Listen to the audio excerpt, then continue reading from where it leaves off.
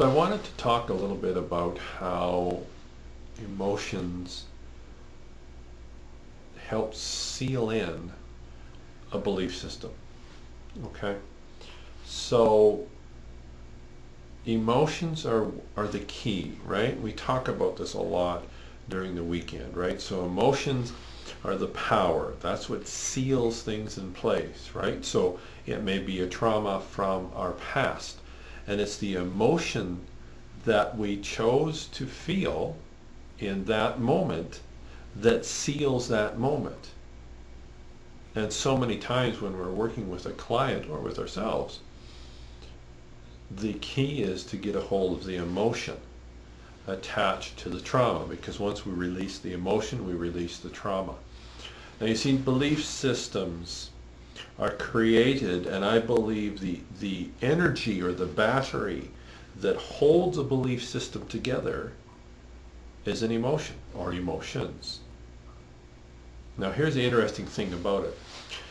If we're trying to change a belief system, so by belief systems I mean I'm not smart enough, I'm not thin enough, I'm not tall enough, I am not rich enough, I can never be rich, whatever that looks like, right? I could never be welcome, right? So those are belief systems. So what they are is they're filters through which we perceive our world. And the interesting thing about belief systems is that once they're established, we talk a lot about this in the level 3 and in the masters, once they're established, our subconsciousness will send signals to our 5 senses to search for evidence to validate that belief system. And they will also filter out or ignore evidence contrary to that belief system. And so here's something that I've been working on, and really I've been working on it with myself. And it's really an interesting learning that I'm experiencing, that as we go about changing a belief system,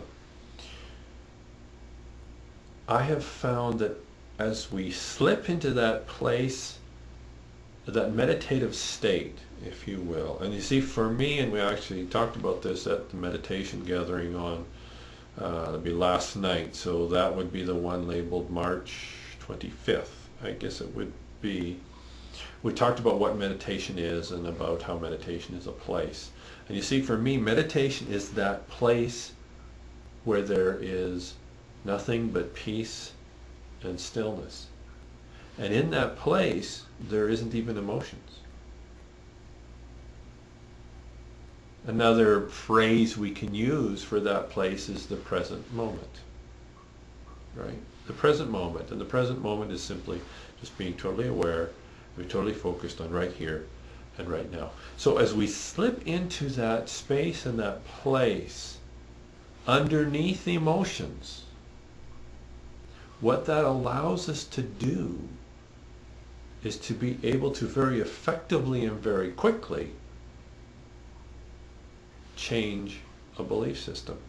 Because in that moment, that belief system is released from the emotion. And this is, I believe, is one of the many valuable benefits of understanding and practicing a lifestyle of meditation.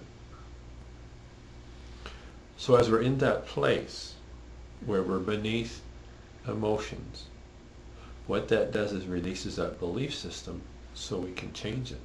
You see, it's not that we can't obviously change it even from our thought processes, right? Or just by flooding our mind with stimulus that's contrary to our belief system. So one of the big one is with folks is financial abundance, right? I believe so many times a very big factor in the reason that you or I or anyone else has a difficulty implementing, I'm sure we've all seen The Secret and the know about the law of attraction, all that kind of thing. I believe one of the reasons why we don't enjoy that to its fullest is there's a belief system within us that says that for whatever reason, we're not supposed to possess it, or we're not supposed to experience that experience. And so because of that belief system, it feeds the signals through our subconsciousness, which affects our behaviors to validate that belief system. So yes, we can change that. Obviously, we can change it with just sheer willpower, right? Or we can change it with just sort of inundating ourselves with all the stimulus and whatnot. And that is effective. But it's almost like we're fighting against the current, because that emotion is holding that in place, right? And so as we feed this other stimulus, it's almost like we're assaulting this belief system.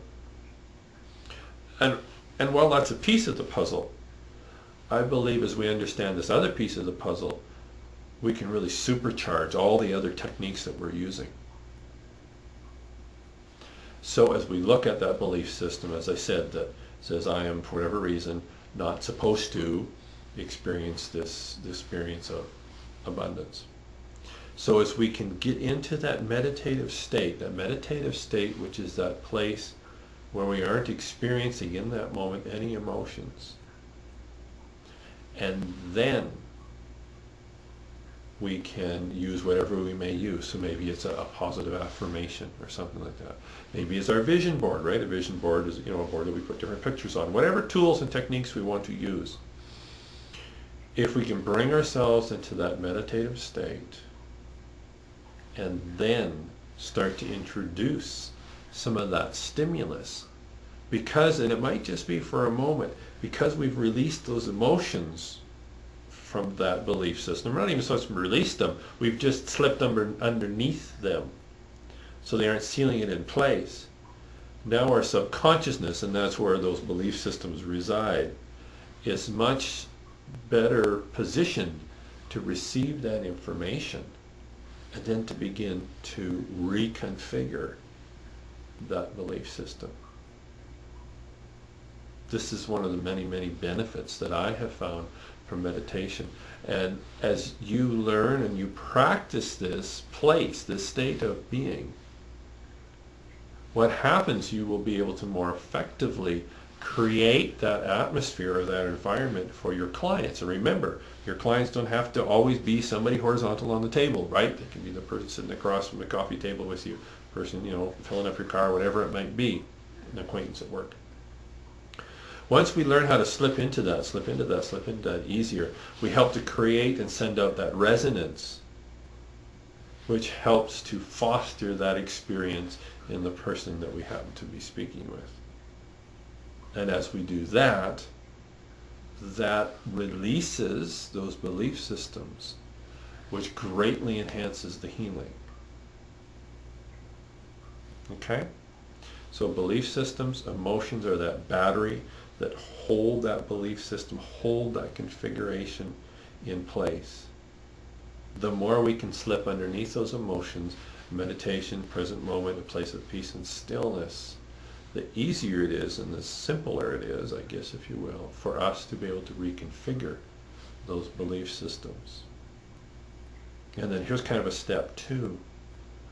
Then what we can also do is, once those begin to shift and change, then we can begin to attach new emotions to that new belief system.